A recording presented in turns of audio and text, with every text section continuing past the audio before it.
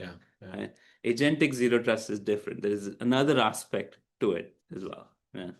I agree. Let's talk a little bit about that. So, when we look at those original frameworks from Beyond Corp, NIST 827 or 207, they were all designed for humans, right? And so, person logs in, you authenticate their identity, and then you check their device posture, and you grant access to those specific resources that they need.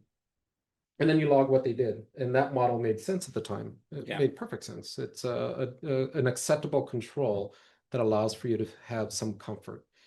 But now if we apply to agents, kind of go back to what you said, it doesn't have that session context the way a human does. It can't receive an MFA prompt. It doesn't log out. And so it holds credentials persistently. And when a user goes ahead and spin one up, like in the story that I shared with you and the Yeah. story you shared with me, the agent inherits whatever access that user has. And so there's no mechanism that says, oh, the agent should only be able to touch these three tables Yeah. or nothing else. Yeah. Now, you mentioned you talked a little bit about that, but would you say that that's probably the hardest practice to put a control on, or is there something that's harder than that?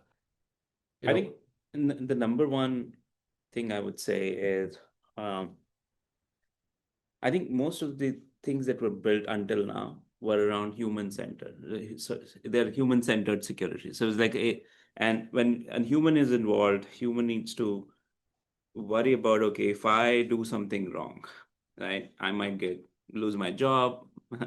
All those things come into play, Yeah. right? And then humans work sometimes 8 hours, 12 hours, no matter but certain times in the day, all Good those things, employees, right? yeah. Like, yes, you can say I work 14 hours, 16 hours. It's possible, but how long? Yeah, yeah. Right? So you create a pattern around this. So I'm I have certain rules that I follow, right? I'm given an employee handbook. These are the things I'm supposed to do. So all the zero trust controls are also built around that, right? Like until now. So that means I'm going to give you access. Like zero trust was built around identity as the fundamental thing, right? Like I'm going to give you access, and I'm going to verify that this is who you are, right?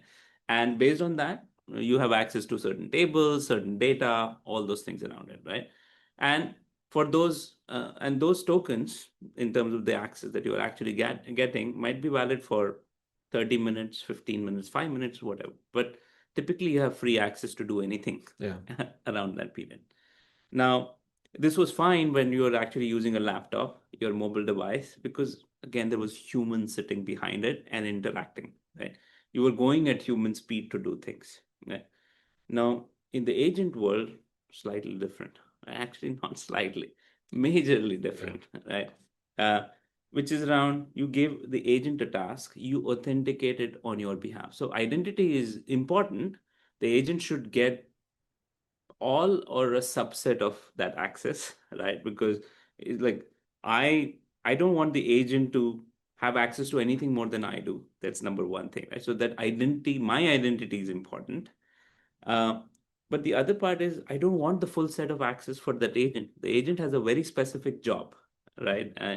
I have an email assistant. I have an SRE agent. I have a DevOps agent, right? Very specific jobs and tasks that don't necessarily require all of my access, even though they identify themselves with part of my identity. Right. Yeah. Right. Yeah.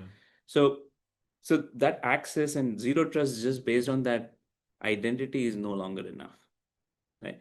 Uh, that agent works with its own mind. Right. I gave it a task, and there are some real world examples, even studies like Agents of Chaos is a very good study publicly available. Love that research paper, yeah. Yeah, where like an agent was asked to save a password, right? In an email system, I believe, right? The agent went ahead and saved it by sending an email to itself. Then the user realized I should not be storing passwords in an email system. Asked the agent to delete it, right? So sure, I'll delete it. It did not have access to delete the system though, to delete the email. So like typically in a direct interactive system, it's a one-to-one call. Go ahead and delete my email. The system should just go and delete the email. But the agent went at lengths to solve that problem. So it could make multiple calls afterwards as well. Figured out, oh, I can't do this. I tried to delete the email. I had the ability to delete the system, right? As an agent, it went ahead and did that. So it actually did the job of deleting the email, but along the way, it destroyed the system, right?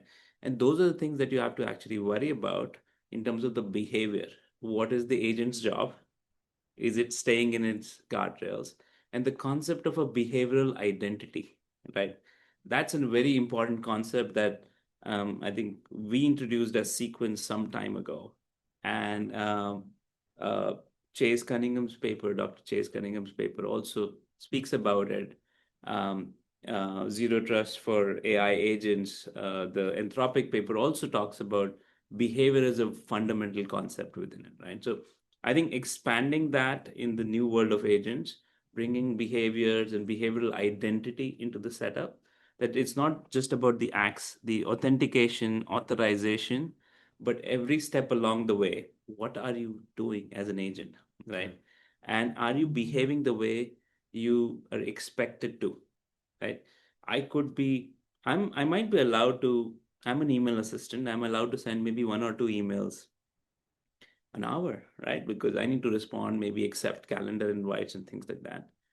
But I should not be allowed to mass delete the emails or mass send emails as a as somebody said, oh, just start spamming all your contact lists, right? Because I got prompt injection because of a new email that came in and that overrid all my memory and instructions and I start sending.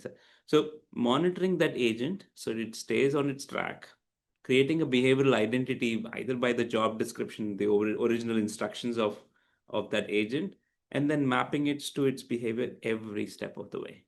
That's super critical in this new world. Yeah, and we talked about this. You shared your ideas about this over a year ago, months to a year ago, right? What was it that you're doing that led you to build, the product that you have today, the AI Gateway? Yeah, so I think our we've been around in the application protection space for quite some time, Yeah. right? We're protecting pretty much every uh, human here in the US with in some form of shape when they're transacting on their credit cards, buying something online, using their cell phones without reserving tables, whatever they are doing on their digital life.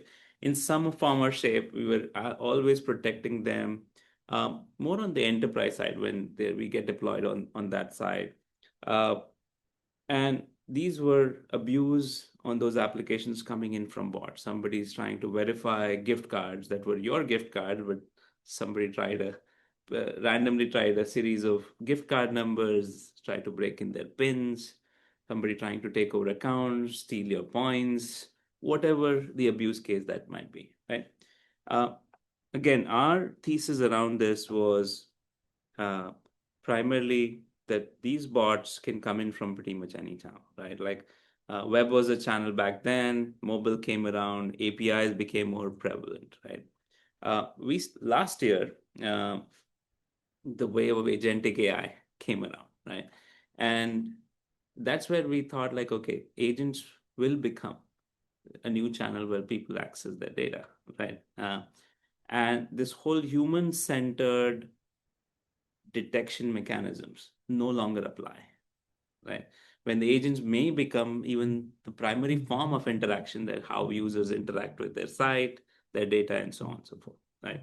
So this is where kind of the epiphany actually happened, right? Like, okay, how do you bring in number one, when the agents are bots, they are interacting with the science, but the additional aspect around uh, these behaviors along this with that needs to be tracked, right? So the concept of behavioral identity that we had around the app protection stack, we brought in here and started talking about it here as well. Yeah, it's pretty, it's amazing, and it kind of reminds me of when Anthropic released their, their zero trust paper. The first thing that came to mind was that's exactly right. Yeah. But the second thing that came to mind is, well, wait a second, Sequence already built this, and that was interesting. And you actually wrote it in your blog, laying out point by point exactly what that comparison is to Anthropic's Yeah. paper and what they recommended. But so, Shreyans, if you can walk us through how how AI Gateway compares to what Anthropic is now considered best practice. Yeah. There's five of them that comes to mind, and if we can start with the prompt injection. Yeah.